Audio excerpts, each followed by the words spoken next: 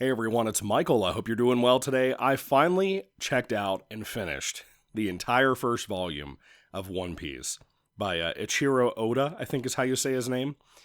Now, I never really had any exposure to One Piece. The only time I've ever seen any bit of it, ever, I knew it was a big deal. I knew it was a big deal after I'd loved Dragon Ball Z and Dragon Ball Z ended. But I remember my cousin one weekend, I went over to my grandparents' house when my mom and dad first split up. And I remember my cousin and I stayed up late when I spent the night there. And Toonami was on. It was a Saturday. And I remember One Piece showing up on there. And I remember something about a bridge and kind of like a canyon mountain. I remember a lot of water. And he had to explain to me what this show was, because I had never heard of this. I had never heard of Inuyasha, for example, even though they both look kind of cool. And all I knew was that the main character was named Luffy, which apparently his whole name is Monkey D. Luffy. I can't tell you how many times somebody has called this character Monkey when I've talked to them in a casual conversation about anime or manga, and I didn't know who the hell they were talking about. I always knew him as Luffy.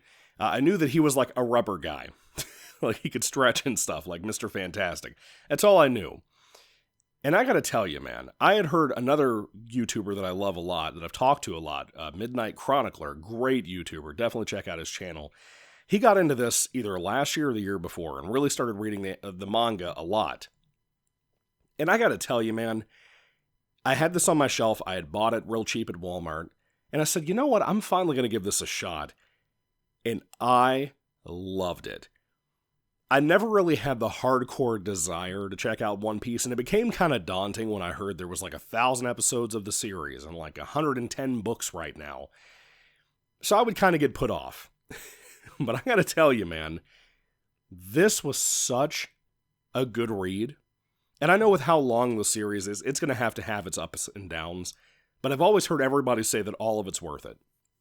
So I may have to do this at some point and read through this stuff. I won't be able to read through One Piece consistently. I usually just check out the first volume of a series and then kind of go from there. This totally sold me.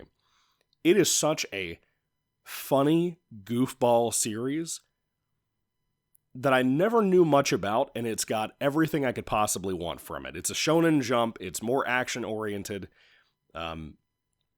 It's not, like, serious, like how most of DBZ is, you know? But it's adventurous, it's about pirates, it's about this kid, Monkey D. Luffy, I talked about, who, when the book opens up, showing him as a child, to show his toughness to everybody else and how deeply he wants to be a pirate one day, he takes a knife and stabs himself in the cheek, right underneath the eye.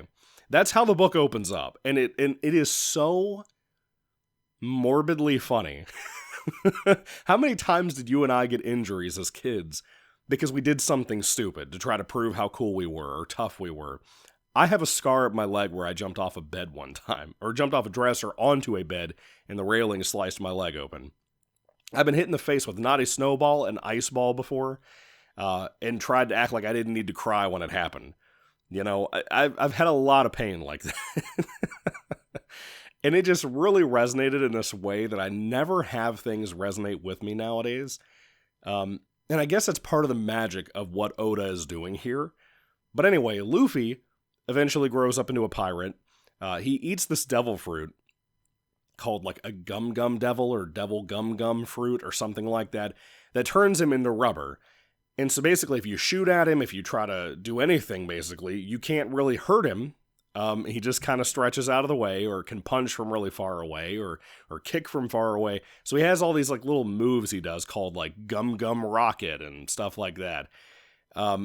But he can't swim anymore because he'll just sink and drown. So there's a little bit of stakes there. It's also 1,000 episodes of a show and hundreds of books at this point. So it's like, he's going to be around for a while, isn't he? But I enjoy him so much, and I enjoy the humor of this book. The little side characters who come along who don't even stick around by the end of the book, that you just feel that part of you that says you're going to see them again one day in these books, further on down the road. You have characters like one of his main characters that I know from the series, Zolo, who's like this guy that at first when they meet, he's being held up in a challenge, basically out in a courtyard, by the local government to basically not eat for, I think it was like a month or something like that. I don't even remember what it is, but if he survives a month, he'll be free. And Luffy wants to recruit him to be part of his pirate crew, whatever. And Luffy is trying to become a pirate with just a rowboat, by the way. He doesn't have like a big ship. He doesn't have any kind of crew with him. It's just him at first.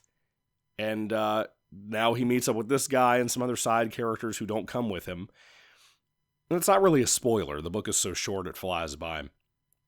But you have like 3 different villains that he fights in here.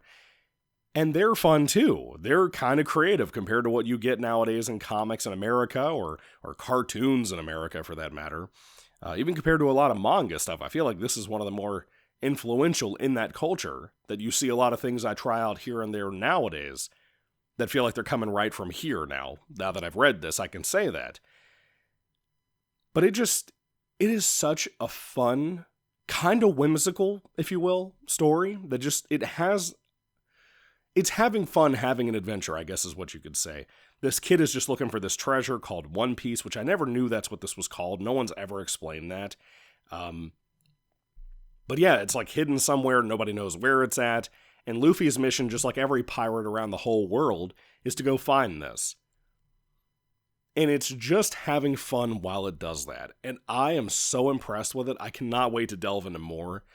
This is one of those series that I really want to make an effort to try to review every single volume as I read them. There are series that I've tried to do that with, like Berserk, that I'm up to volume 13 right now. And I couldn't keep up with how much I was into that story. You know, and I couldn't review them, or I would take a break for a little bit, and so on and so on. But this is such an obviously special one like Berserk that I don't want to make the same mistake, and I want to keep up talking about this as I can. This was such a great delight to read. So thank you to people who have recommended it forever. Thank you to people like Midnight Chronicler for telling me how great it was and doing his videos about it. And just thank you to Oda for making something so special that feels kind of like what I imagine and what I've seen of the original Dragon Ball. I think Dragon Ball came before this. I could be wrong. I'm pretty sure it did. But anyway, this was so much fun. If you're one of the people kind of like me that are a little put off with checking out manga for One Piece or One Piece itself, you know what I mean? Try it out. I really think you'll like it. If you give the show like 10 episodes, I bet. I haven't watched any of it yet, aside from that one episode I saw, like 20 years ago. You should try this book. I think you'll really like it. It's really fun. And that's all I really have to say, man. I'm really excited to see where they go from here. Yeah, so have you checked it out? What do you think about One Piece? I'm sure if you're watching this video, you've probably read it, probably watched it, something like that. Do you think the anime is as good, if not better, than this book? Or as the books in general? I'd love to hear all that down below, too. Yeah, let me know what you think about it. Let me know if it's worth sitting through all these or watching all of that. What would you recommend more to me? Should I read the books or should I just watch the anime? Because the anime really piques my interest, and I'm kind of wondering sometimes with certain series like My Hero Academia or like Kagurabaki, for example. I read volume 2 of it when I was on vacation, and I kind of feel like between, especially with Kagurabaki, it feels to me like if it had an anime, that would be better than that book series. Because it's so written in such a confusing, messy way, and I don't know if it's a new mangaka working on that or what, but like it's kind of sloppy. Attack on Titan, I had the same issue with. The show was really beautiful, decided to read the books instead. I made it through volume 1, couldn't take it anymore. It was such an awful, awful art style. And like the action sequences, you couldn't read them. And I just don't like that about manga, but I love it about anime if it's good. So let me know what you think about that. What would you recommend? Because One Piece, the way the art style is done, I never had those problems. At least in this volume, I didn't. So I would love to hear what you all have to say about it, what you'd recommend. Do you think somebody like me who has that issue pretty often with manga would enjoy the show more, even with filler and stuff possibly being there? Let me know all that down below. Thank you all for watching, guys. God bless you all. Catch you later, and goodbye.